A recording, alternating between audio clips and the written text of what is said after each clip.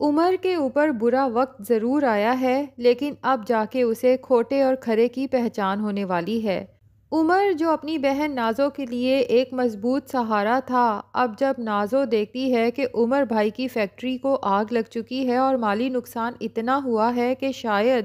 یہ گھر بیچ کے وہ نقصان پورا کرنا پڑے، تو نازو کو عمر کی کوئی فکر نہیں ہوتی، نہ ہی آگے بڑھ کے اپنے بھائی کو سہارا دیتی ہے، بلکہ چھت چھن جانے کے خوف سے وہاں سے بھاگنے کی کرتی ہے۔ ایسے میں اسے خیال آتا ہے روحان کا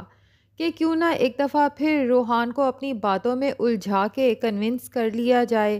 کہ وہ میرے ساتھ میرے گھر میں شفٹ ہو جائے۔ لیکن نازو کو کیا پتا کہ روحان اپنی ماں اور ابرش کی تمام باتیں سن چکا ہے، جب اس کی ماں بتاتی ہے کہ نازو نے اسی شرط پہ روحان کے ساتھ شادی کی حامی بھری تھی کہ شادی کے بعد وہ روحان کو الگ گھر میں رکھے گی، اور میں یہ بات کبھی روحان کو نہیں بتاؤں گی۔ ماں تو اپنے بیٹے کا دل رکھنے کے لیے یہ بات اپنے دل میں رکھے بیٹھی ہے، لیکن روحان سوچتا ہے کہ نازو نے میرے ساتھ ڈبل گیم کھیلا، ایک طرف امی کو اپنے وعدے کا پابند کر دیا اور دوسری طرف مجھے میری ماں کے خلاف بھڑکاتی رہی کہ آپ کی ماں چاہتی ہیں کہ آپ اور میں الگ گھر میں رہیں۔ اب جب نازو روحان کے پاس پہنچتی ہے کہ روحان، اگر تم اس رشتے کو بچانا چاہتے ہو، مجھ سے آج بھی محبت کرتے ہو، تو میں تمہیں لاسٹ چانس دے رہی ہوں کہ میرے ساتھ میرے گھر میں شفٹ ہو جاؤ۔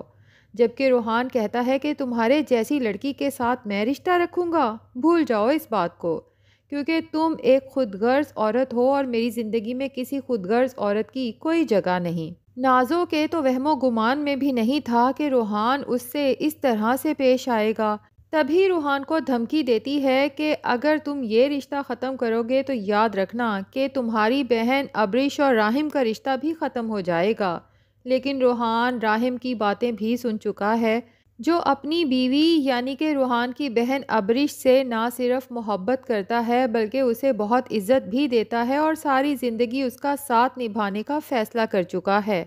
تبھی روحان نازو سے کہتا ہے کہ تم نے جو کرنا ہے کر لو، لیکن اب یہاں واپس لوٹ کے مت آنا۔ نازو الٹے قدموں واپس جاتی ہے اور جاتے ساتھ ہی راہم پہ چڑھ دوڑتی ہے کہ اس ابرش کے بھائی نے میری بہت تذلیل کی ہے، اس لیے فوراً سے پہلے ابرش کو طلاق دو اور اس کے گھر واپس بھیجو۔ راہم نازو سے کہتا ہے کہ تمہارے شوہر نے تمہاری تذلیل کی ہے تو یہ تمہارا آپس کا معاملہ ہے، اس میں ابرش کا کیا عمل دخل، اور میں اپنی بیوی کو کبھی نہیں چھوڑوں گا۔ نازو کو تو شدید غصہ آتا ہے کہ میرا بھائی میری بات نہیں سن رہا، تبھی آگے بڑھ کے ابرش کو بازو سے پکڑتی ہے اور باہر نکالنے کی کوشش کرتی ہے،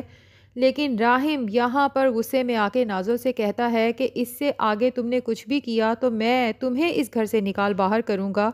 کیونکہ اس گھر میں اب تمہارا کوئی حصہ نہیں بلکہ یہ گھر ہم تینوں بھائیوں کا ہے۔ تو ناظرین، ممکن ہے کہ نازو غصے میں آ کے خود ہی اکیلے اپنے گھر میں شفٹ ہونے کا فیصلہ کرے، لیکن کہاں کا گھر اور کون سا گھر، کیونکہ قسطیں ادا نہ ہونے کی وجہ سے وہ گھر تو پہلے ہی پرویز خرید چکا ہے۔ اب وہاں جا کے نازو کو پتہ چلے گا کہ اس کے پاس تو کچھ بھی باقی نہیں بچا، جبکہ پیچھے عمر، جسے اندازہ ہو جائے گا کہ میرے برے وقت میں نازو نے آ کے دو بول ہمدردی کے تو کیا بولنے تھے،